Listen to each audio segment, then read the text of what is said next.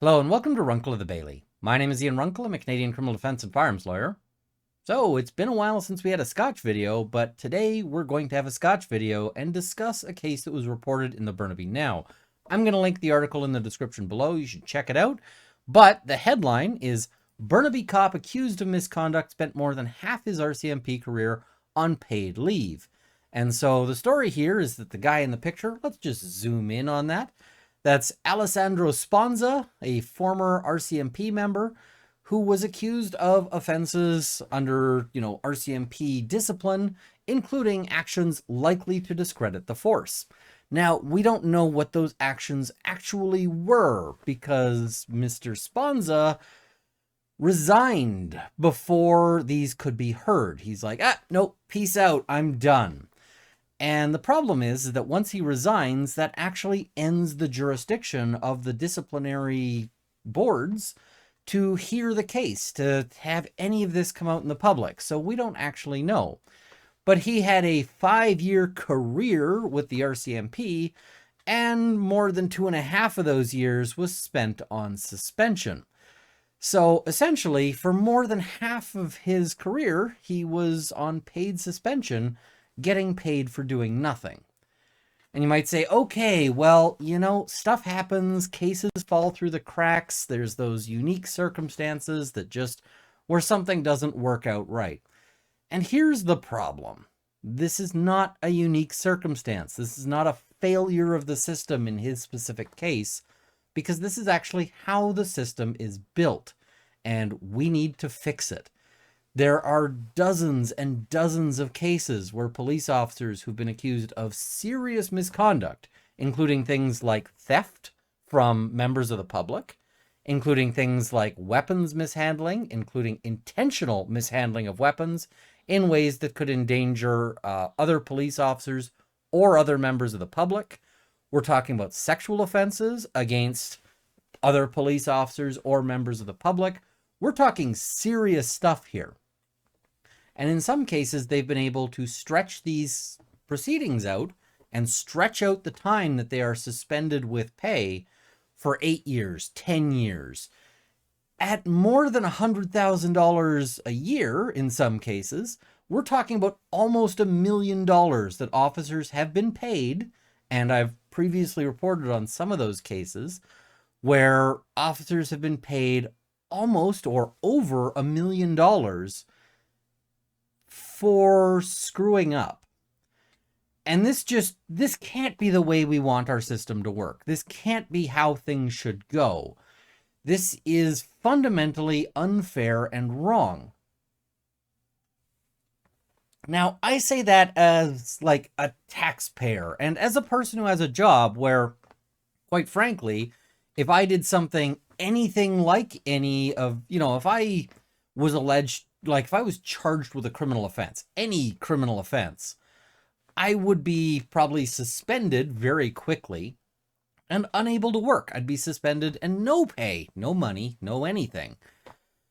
So when we've got these officers committing very serious criminal offenses and they are, they're able to sort of skate on this, this is a very unique thing for their particular job, and it's written into legislation. It's not like they can just ignore this in a lot of cases. So we need to get that changed. It is bizarre. But you know who's really got to be offended? Not me as, the taxpayer who's like, we paid $1 million to some corrupt cop. It's really got to be the good cops. That's who's really got to be pissed off about this. Can you imagine how much of a sucker you must feel if you're going to work dealing with, people who spit at you, people who swear at you, people who mistreat you because, people don't like cops, and fair enough.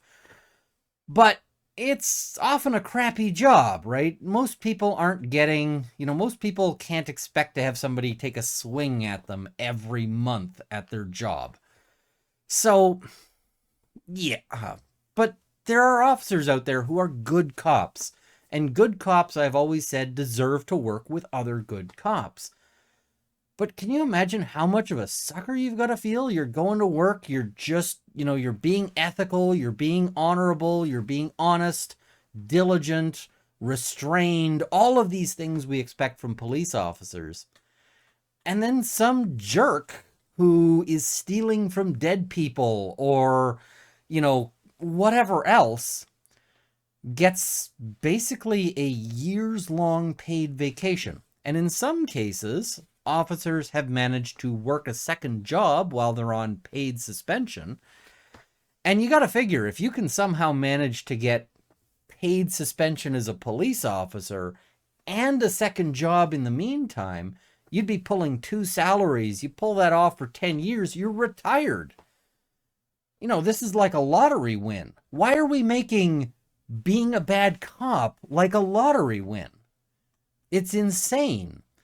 So, what do we do about this? Well, a lot of this has to be changed through legislation, and I have some specific suggestions here. One, the presumption should be for unpaid suspension. And in order to overcome that presumption, they should have to show that they have a substantial, more than 50%, a substantial chance of beating the charges, or that the charges are not of such a nature and severity that they warrant a lack of pay, right? So if an officer is committed or been alleged to have committed something minor, like a paperwork screw up or something like that, maybe we don't cut off their pay in the meantime. But in most cases, if you have to suspend the officer and you have to pull them off the streets, really that should say maybe this is serious enough to not pay them.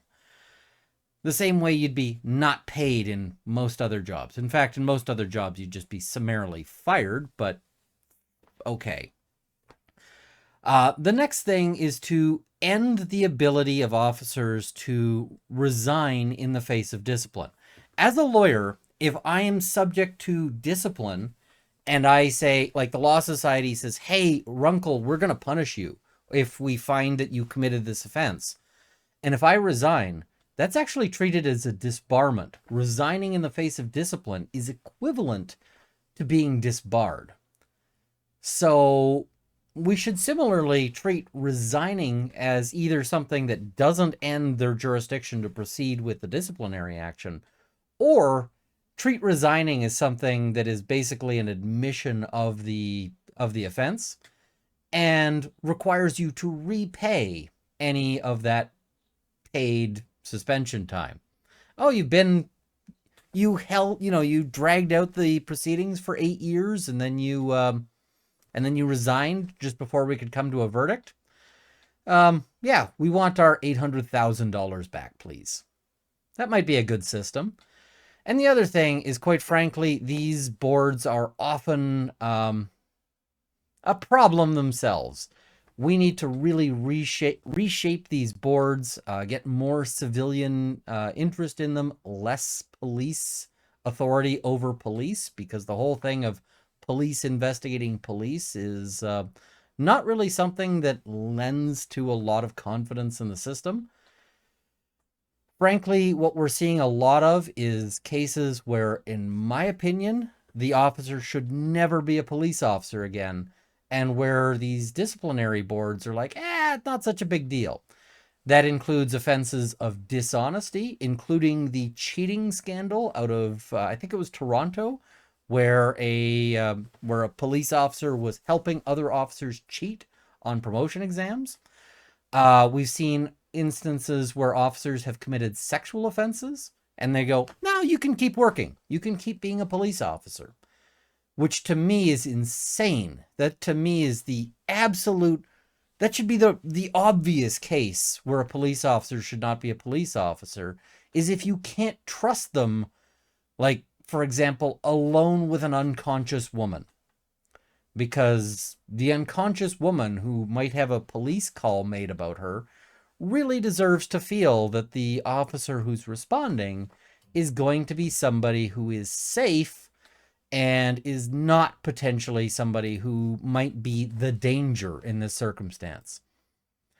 As noted, there was a case recently, an officer was convicted, thankfully, and sent to jail for stealing from the dead. More of that, please. Because the other thing that is a real problem is situations where officers are accused of things that could very well be preceded as criminal charges, including those sexual offenses, but instead are launched as police disciplinary actions only, which means that anyone else would get a criminal record and possibly jail time, firearm bans, all of these things. But the police officers are entitled to continue doing this. Now, I'm going to just say, I said it before, I'm going to say it again. There are officers out there who I have tremendous respect for. We need good cops deserve to work with other good cops. And so we need to stop making bad cop the best job in society, short of like corrupt politician. Bad cop right now is a job that we can see results in like 2.5 years of getting money for doing nothing. Why? Why are we rewarding this? Why is this the... You know, I would love a job that pays me like $100,000 a year to do absolutely nothing. It's insane. And this is detrimental to our society because how do we keep good cops in this circumstance? How do we avoid our police officers being like our police forces being flooded with people who are willing to take advantage of this system? How do we put any fear into a cop who's tempted? You know, if you've got an officer and they're looking at something they could steal, you know, if the consequence is, oh, if you're caught, you're going to get years of free money, how's that a threat? How's that a deterrence? We apply deterrence to every other system in our society, but for cops, it's rewards for bad actions. Mind-boggling. So anyway, that's kind of my rant. As noted, I've linked that Burnaby Now story in the description below. Go check it out. They did good reporting on that one, and they deserve some links. They deserve some activity on that one, so go check it out. I also want to thank all of you who've been watching. Please like this video, share it, subscribe to see more content like this. And also, I want to thank my Patreon supporters at the $50 level: Bottle Shock and Oz, Canada's National Firearms Association, PJs Forever, CCFR, CMP, Cielo, Purple Dragon Air, and the Canadian Shooting Sports Association.